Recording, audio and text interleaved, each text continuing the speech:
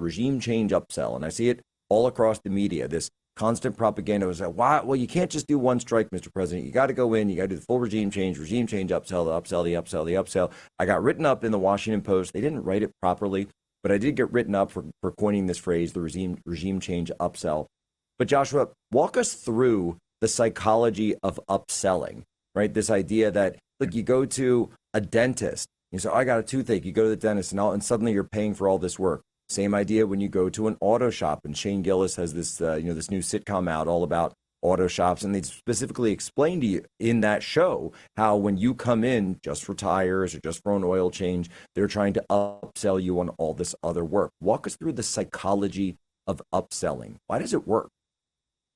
The reason why it works is twofold, and we're seeing it with the Iran regime change upsell right now. The first reason upselling as a sales tactic works is the foot in the door technique. So ultimately, you have perhaps this large value sale that you're ultimately going towards, but you start with something that is a little crack open, that is reasonable, and it is dismissible, and it just makes sense, and all the logic is there, and enough people, or in this case, there's enough argument for agreement with it. Okay, yeah, that makes sense. I have a cavity, for example, with the dentist example, and then it turns out you get your x-rays done and you have 50 cavities. Slight exaggeration, but not by much. And then the next reason kicks in, which is the sunk cost fallacy. You've been here all day getting all this dental work done, and we had the cleaning, we had the dentist, we had these x-rays, and just look at all the stuff that needs to get done. And you've already spent so much time and effort and cha-ching with this work here being done, and it would just all go to waste. It would all just be so wasted if we didn't. And that's how the United States military stayed in Vietnam for so long. Perpetual cross-sells and upsells. Well, we just need to do this. We just need to do that. Remember with Afghanistan. Oh, it's just Osama bin Laden. Oh, actually, it's weapons of mass destruction. Oh, actually, the whole system's got to go. Same with Arab Spring. Oh, it's just Gaddafi.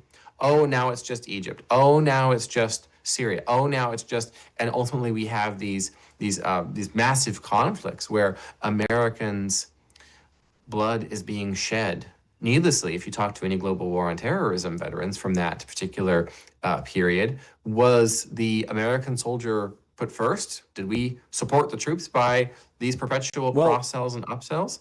Many will say, absolutely not. Absolutely not. And so we see the same set of techniques, the open door, just crack it open a little bit, very reasonable. And once you get him into the dentist chair and strapped on there, you can upsell him like mad with the sunk cost fallacy. Of course. So Joshua, what are ways then to counter this? Let's say, you're going to the dentist, you're dropping your car off at the auto body shop or the auto service center, and you know what's going to happen. You know that you're about to be getting into the pressure. What are some tactics people can use to counter this? What is, Jack, what is the most masculine word in the English language? Is the word no. That's right.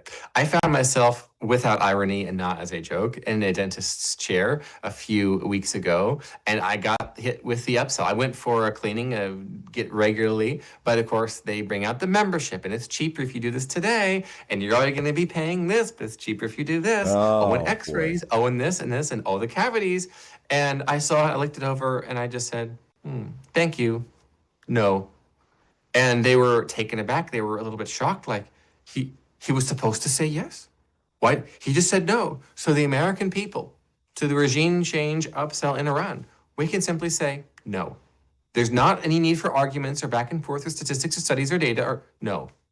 And we can enforce that no with primaries, with feet on the ground or not when it comes to elections coming up, with phone calls, with emails,